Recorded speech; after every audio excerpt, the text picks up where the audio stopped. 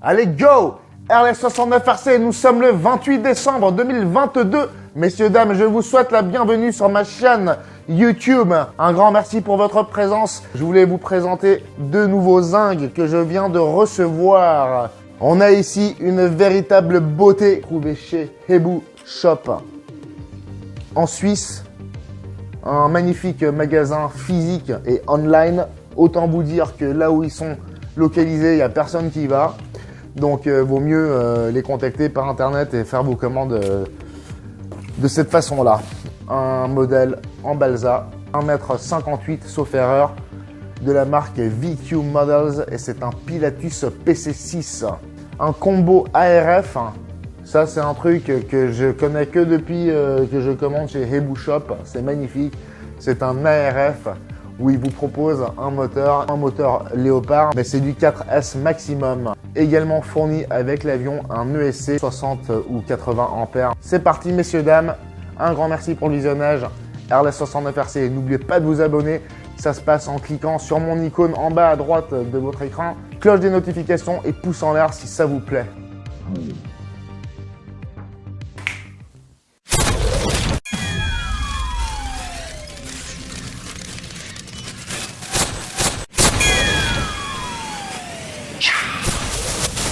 C'est parti, messieurs, dames, franchement, sur le moment, je me suis dit, est-ce que c'est une bonne idée? Parce que sérieusement, j'ai réussi à me retenir un peu ces derniers temps et ça avait bien marché. Le fait de ne pas aller sur internet, comme vous le savez bien, vous évite de craquer. Mais j'appelle ça le destin parce que le destin, des fois, il vous amène à avoir de la chance ou à vous faire de bonnes choses. Et là, l'un dans l'autre, entre le fait d'avoir bien fait d'aller sur leur site au moment où je l'ai fait pour trouver ce modèle et le fait que je sois chanceux, parce que la chance, ça se provoque évidemment, et ben je peux vous dire que ça en valait la peine. Donc, heboushop.ch,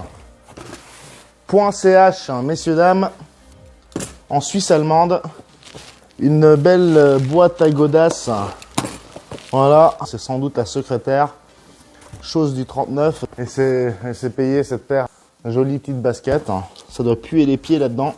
Mais, il y a mon moteur Léopard. Ils sont gentils, ils m'ont donné des chocolats. Des chocolats. Oh, mais c'est mignon. Bah, c'est bien de faire des commandes en fin d'année, à Noël. On va juste checker la péremption parce que, on sait jamais des fois que ça vient de la Chine. Des chocolats suisses qui proviennent de la Chine, c'est pas impossible. Ils offraient avec, dans le combo, le testeur LiPo, qui est également la box de programmation pour les ESC Hobby-Wing. Platinum, qu'on connaît bien, 60 ampères, 3 à 6S. Ici, nous avons ce fameux moteur, c'est celui-ci. Les tailles de boîte sont idem. Il s'agit de Léopard Hobby. Ça, j'en avais déjà commandé un ou deux, notamment pour le gros Pilatus PC6 porteur qui est en attente, celui au thème de l'armée australienne. Mais c'est un Léopard, la boîte elle fait le triple, c'est un truc, mais mastoc, ça doit être autour des 360 kV. Et là, celui qu'on vous offre, c'est un 1080 kV. Donc ça prend en compte du 4S. J'en profite pour déballer ce tester et programming box.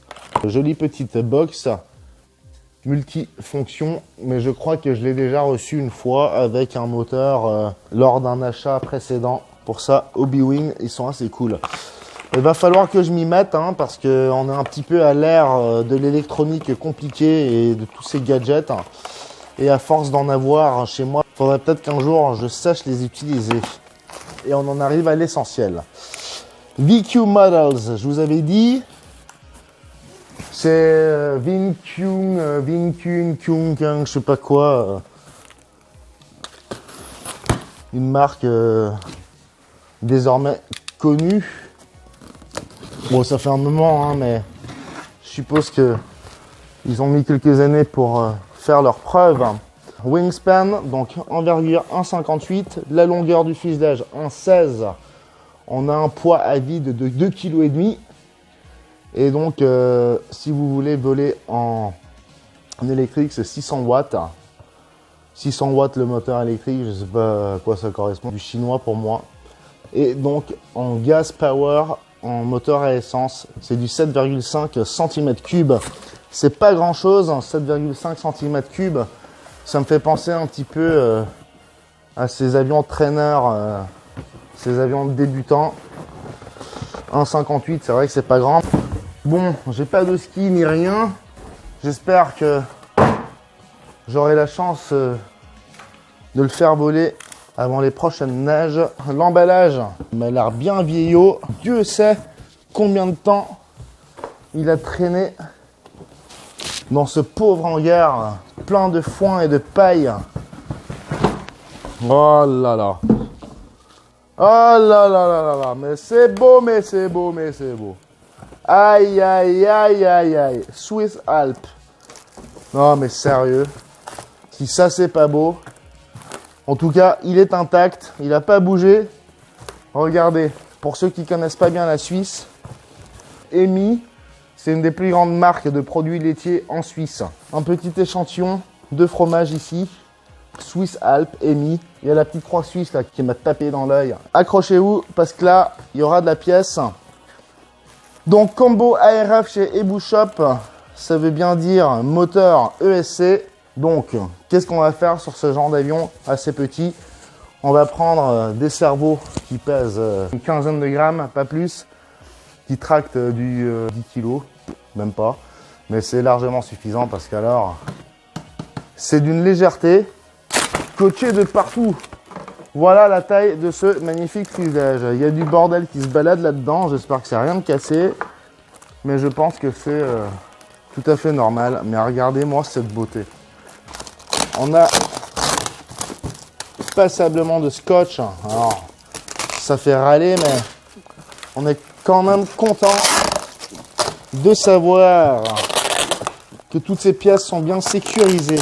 Sans forcing, sans rien. Stabilisateur, mais regardez-moi cette beauté. Regardez-moi cette beauté. Et la dérive, la fameuse, celle qui porte le sponsor national de la Suisse, c'est des yaourts et du fromage. De Dieu.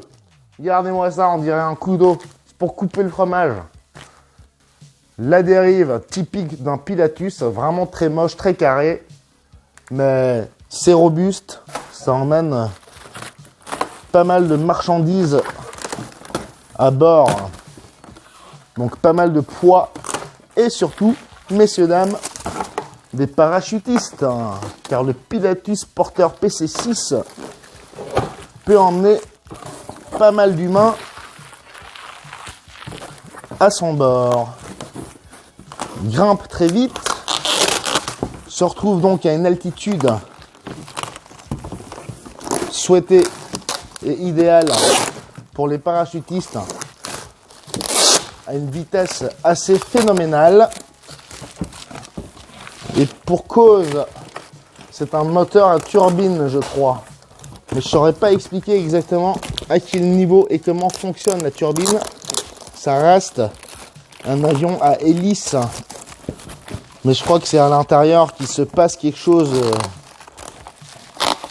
de turbinobant. Et voilà, j'y arrive. C'est un peu pénible. Les magnifiques ailes Endeckensee Swiss Alps. Découvrez Swiss Alps. Il fallait qu'ils nous l'écrivent en suisse allemand. Et voilà, messieurs, dames, si vous venez dans un supermarché en Suisse, vous verrez des produits de ce nom. Les yaourts, les fromages, les crèmes, le machin, le truc.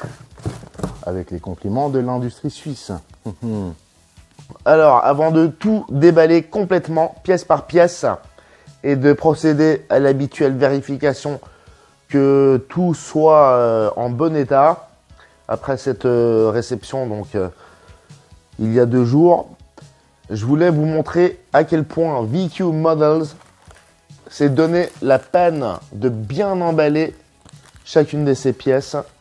Et quand je dis chacune de ces pièces, ça va des surfaces de contrôle jusqu'au haut banc, les petites choses comme ça, les vis, etc. dans des plastiques vraiment très solides, bien hermétiques. Vraiment, c'est propre. Il n'y a pas vraiment de raison, même aucune raison du tout, que toutes ces pièces s'abîment durant le transport. Nous avons ici le cowl en plastique. Respectivement, non, c'est de la fibre de noix de coco. Je ne sais pas ce que c'est réellement. Les moustaches, comme je les appelle souvent, les pots d'échappement, c'est vraiment très robuste. Je vous ai montré le stabilisateur. Je vais d'ailleurs le déballer en live devant vous. Je ne ferai pas ça avec chaque pièce. Je vous épargnerai le déballage complet. On se retrouvera dans quelques secondes avec toutes les pièces complètement à nu. Mais je voulais quand même vous montrer, vous voyez, j'ai du mal à descotcher tout ça. Parce que c'est vraiment, vraiment très bien emballé. Je les félicite. C'est très rare que je vois ça. Ça fait plaisir. Ça montre qu'ils aiment bien leur produit. Ils veulent le protéger jusqu'au bout. Jusqu'à ce qu'il soit vraiment entre les mains de l'utilisateur final. Oula, ça commence mal. Le scotch de l'emballage vient se coller sur l'entoilage. On va essayer de virer ça au plus vite. Voilà. Ici, il y a, je crois, les winglets qu'on va venir mettre comme ceci. Mais regardez-moi ça. C'est un entoilage en plus. Il a l'air vraiment super épais. C'est super joli, super bien fait. Même la moindre petite finition a été respectée jusqu'au bout. Là, on a le cône d'hélice, il est rouge, c'est bizarre. Bon, ça va avec la croix suisse et puis un petit bout du logo d'EMI. EMI étant donc ce grand industriel de produits laitiers. Les tringles également étaient toutes emballées dans un plastique bien solide et c'est du vrai matos de bricoleur. Tout est plein d'huile. C'est limite dégueulasse. Ici, on a des bouts de train d'atterrissage. Je suppose que on peut monter les flotteurs dessus. Donc, il y a tout le matos nécessaire. Les petits sachets avec les vis, les guignols, les plus grandes vis. Ici, on a une bulle. Je ne sais pas exactement à quoi elle est destinée. On va très vite découvrir ça. Voici les roues. Elles sont quand même assez grandes. Je pense qu'il y a un bon, qu'est-ce que je pourrais dire, entre 5 et 7 cm de diamètre.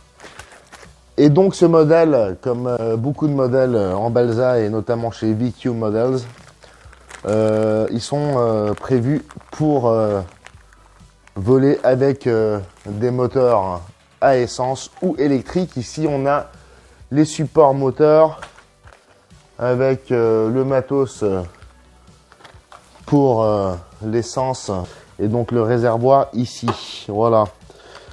La roue arrière qui est bien grosse et robuste aussi, proportionnellement je trouve. Et on a ici donc la dérive que je vous avais montré tout à l'heure, Swiss Alps. Et les ailes. Les ailes, bon, regardez bien. Regardez bien. C'est vraiment scellé. C'est chauffé, c'est thermoplastifié quoi. C'est vraiment, vraiment bien fait. Ils se sont pas foutus de votre gueule. Bon, un truc que je savais pas, c'est qu'en me procurant ce modèle, j'allais vraiment, vraiment avoir le sponsor de notre cher et tendre industriel du yaourt. Et voici l'autre aile. Hein? Voilà ce que ça donne au niveau de l'aile ou des ailes. Finalement, l'avion en lui-même n'est pas si grand, 1,58 m, je vous le rappelle, et très léger en somme. Et ici, je vais vous présenter le fuselage immédiatement. Voilà, c'est super bien scotché. Scotché à la Suisse, où on dirait qu'ils viennent de découvrir le scotch et qu'ils s'en fait un plaisir fou à emballer tout ça. Messieurs, dames, le fuselage magnifique, si ça veut bien, avec la jolie petite photo de famille, le joli petit fromage. Swiss Alps, charrette, ce que c'est beau. La petite fleur et tout. C'est juste magnifique. Et puis, ben écoutez, tant qu'à faire, on va enlever le hatch. Très bien fait, avec le tableau de bord. Je sens à l'intérieur, comme je fais d'habitude. Et là, un petit siège qui se balade ou quoi? Ouais, bah c'est bien le siège, c'est mignon. Ça, c'est vraiment le bricolage typique asiatique. Des petits bouts de balsa collés ensemble, assemblés finement, comme en Indonésie, dans mon pays d'origine d'ailleurs. Ils font des petits bricolages à la One Again, on se croirait en 1860, même avant. Et voilà, je viens d'installer le siège. Voilà à quoi ça ressemble. Ça sera la place du récepteur, je suppose. Bien, en enlevant le siège, je me rends compte que malgré mes grosses paluches, j'arrive à fister le fuselage et ça j'adore parce que ça veut dire que c'est un gros bestiau. C'est pour ça aussi que je m'étais imaginé devoir utiliser des cerveaux de cette taille. Mais je doute de plus en plus. Nous avons le manuel ici qui nous sera quand même de grande utilité, n'est-ce pas? Moi qui ai plutôt l'habitude de faire du BNF, je me prends la claque chaque fois que je déballe un avion ARF. Deux petits autocollants avec la croix suisse, ça me fait plaisir. Et comme je vous disais, le moteur qui était fourni avec d'origine, c'est un LC3542 au niveau des dimensions, 1080 kV, Léopard. Bien messieurs, dames, nous sommes arrivés au bout du déballage de ce magnifique Pilatus Porter PC6, un avion d'origine suisse. Très content d'avoir acquis ce modèle. Je vais commencer gentiment mais sûrement à monter tout ça. On finit de déballer. Go!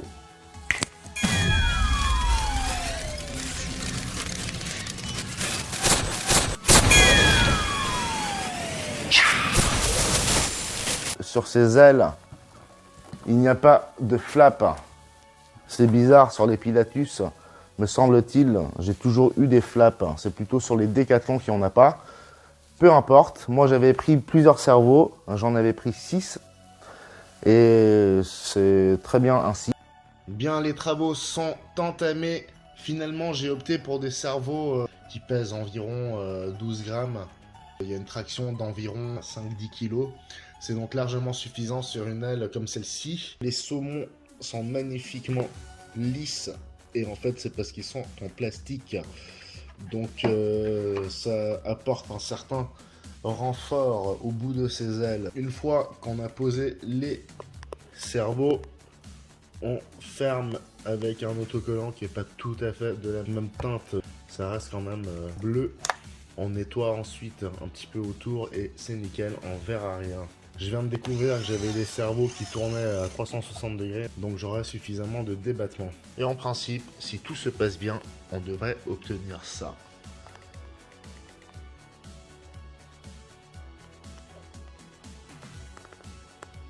Ici, un petit trou déjà percé d'usine recevant cette petite pièce-là. Et ça fait partie du haut-banc. Il est recommandé d'ajouter une goutte de colle avant de visser tout ça. On va également enfoncer et coller ces tétons. Un petit mélange de colle époxy et j'en ajoute ici sur le bord du trou. Ça contribuera à la fixation de l'aile en parallèle à la clé. Mes deux ailes sont désormais prêtes. On va passer à la suite. Pour le stabilo, une incision est nécessaire. C'est d'ailleurs le cas sur la plupart des modèles ARF. C'est entoilé de partout. Mais il est bien logique qu'il faut enlever cette partie-là pour pouvoir ensuite y enfiler la dérive. Et voilà le boulot. C'est mal découpé, mais je laisse un peu de marge. Comme ça, au contact de l'autre pièce, il n'y a pas de risque que la couleur du bois dépasse ou quoi que ce soit. J'affinerai après coup. Un petit mélange d'époxy car je vais en avoir besoin pour la suite des travaux. C'est toujours un peu pénible à estimer la quantité, souvent on en fait beaucoup trop. Et ensuite ça sèche et c'est du gaspillage. Mais bon, bref, c'est du bricolage. Là, j'envisage donc de coller le stabilisateur et la dérive sur la queue du fuselage. On va également procéder à une légère découpe ici présent pour venir coller bois contre bois.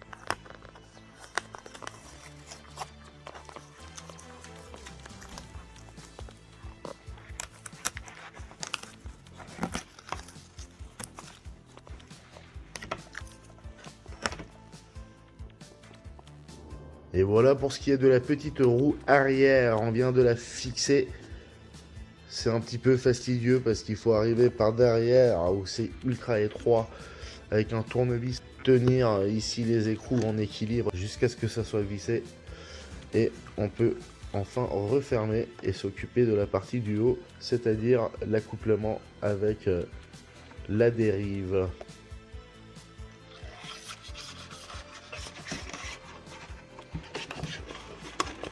La tringle reliant la dérive.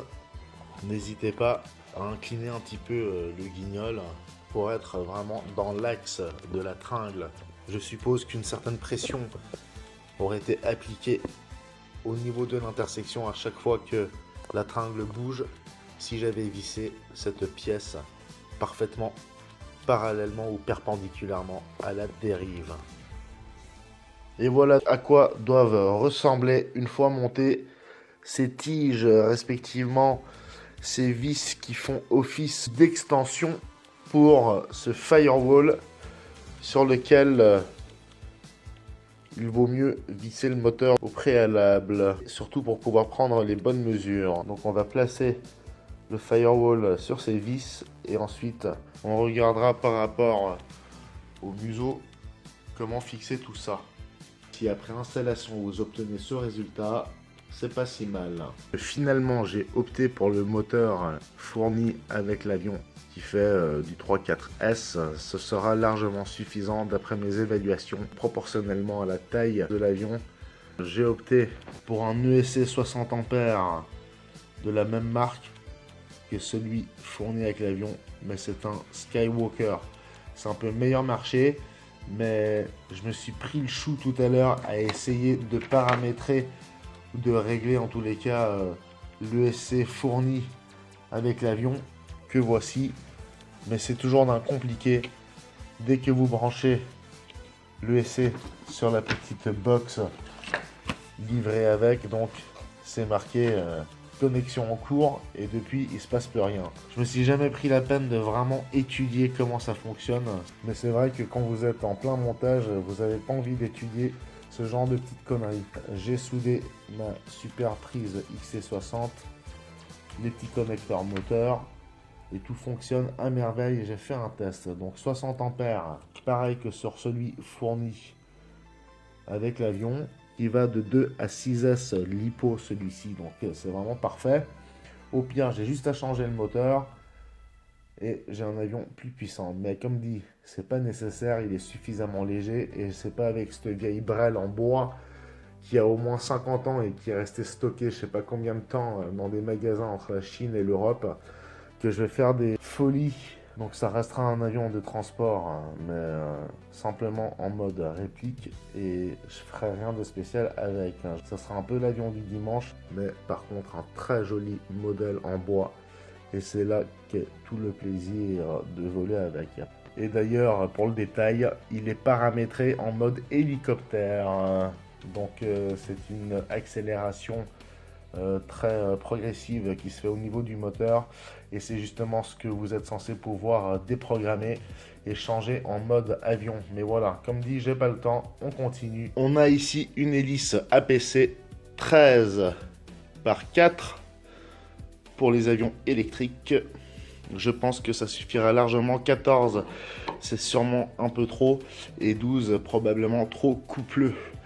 Et en plus, ces APC, elles sont parfaites. Le trou est juste le bon au niveau du diamètre, aux cheveux près. Il reste plus qu'à ajouter la petite rondelle, l'adaptateur qui ira empêcher ce jeu. N'oubliez pas de le mettre, il est fourni avec l'hélice, c'est pas pour rien. Je l'enfoncerai mieux tout à l'heure. Et ensuite, la petite rondelle du Seigneur fournie avec le moteur et son écrou. Voilà, qui est nickel. Et entre les deux, il y aura encore le cône d'hélice, le cône d'hélice, que voilà, assorti au ruban de cette marque. Et voilà ce qui est pour le cerveau de l'élévateur. On a enchaîné avec celui pour la dérive. Il est à l'avant avec une tringle qui part vers l'arrière. On a juste ajouté un petit socle de ce type avec un velcro pour le récepteur, car moi j'aime bien avoir des récepteurs amovibles. Voilà, ça c'est un AR 637T qui sera programmé par mes soins pour obtenir un peu de stabilisation. Voilà, ensuite le plus classique, le petit velcro sur la cloison pour placer la lipo.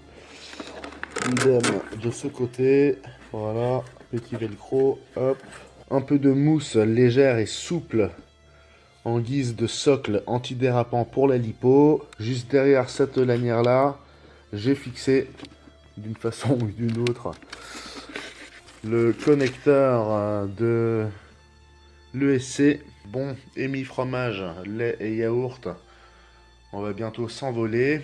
Il est complet au niveau de l'électronique.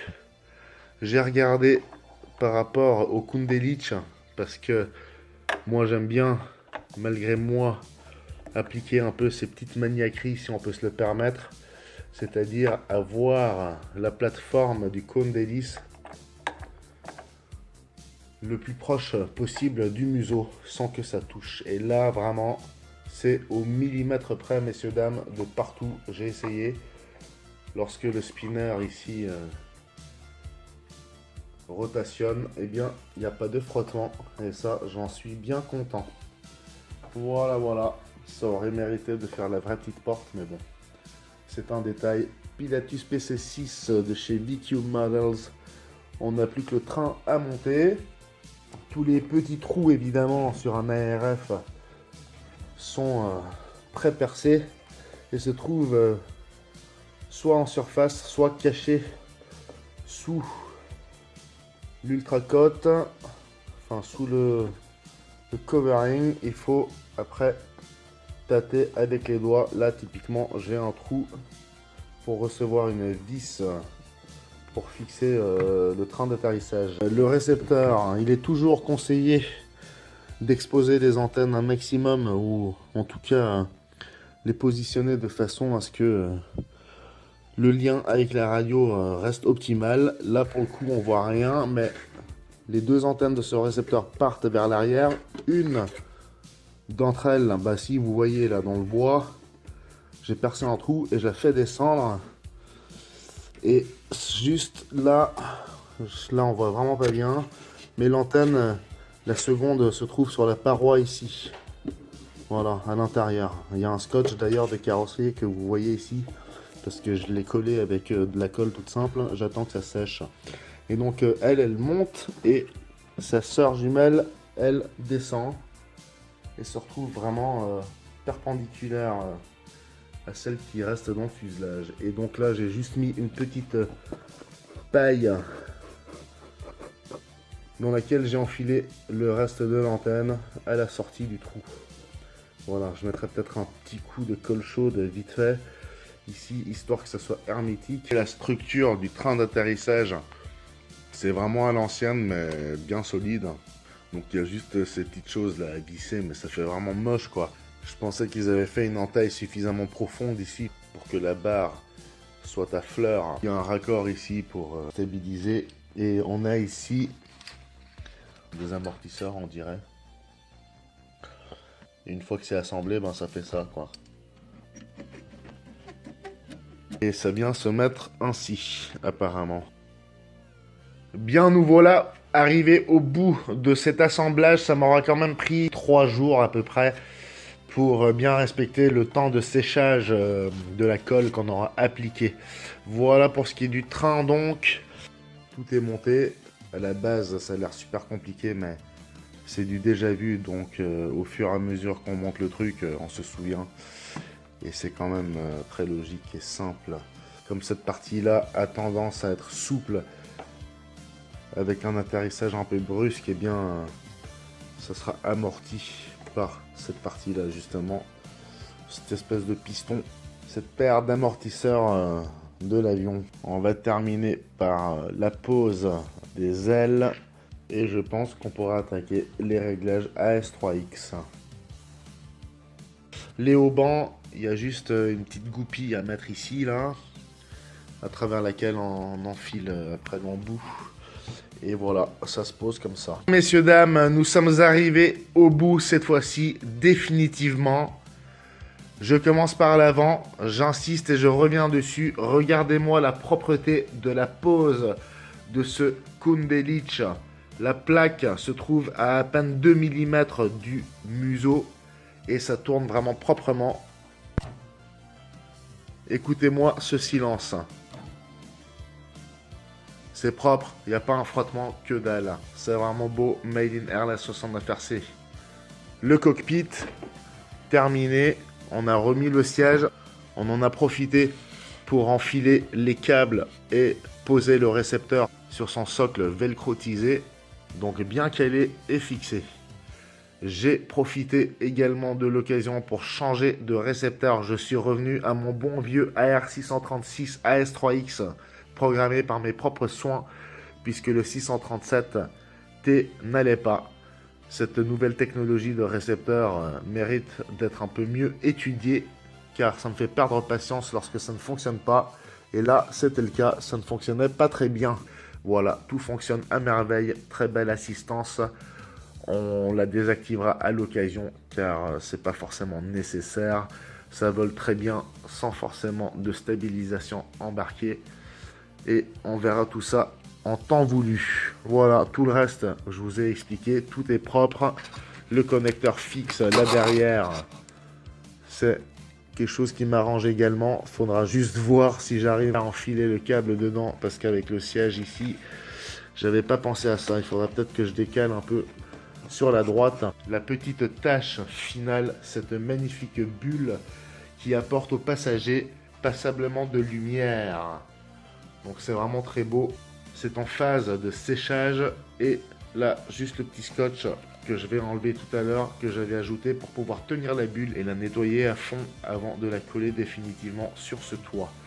C'est vraiment magnifique.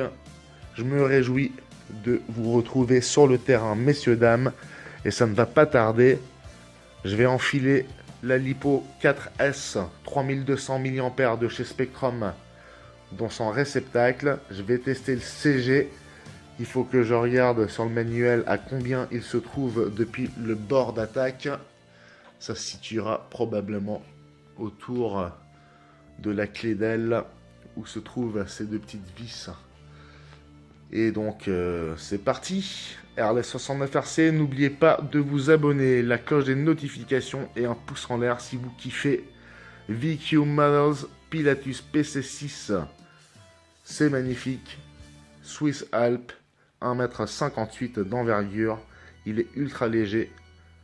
Merci pour votre participation à cet unboxing et assemblage. J'ai le plaisir de vous convier au Maiden Flight et ça se passe sur le terrain dans la vidéo suivante. A tout de suite.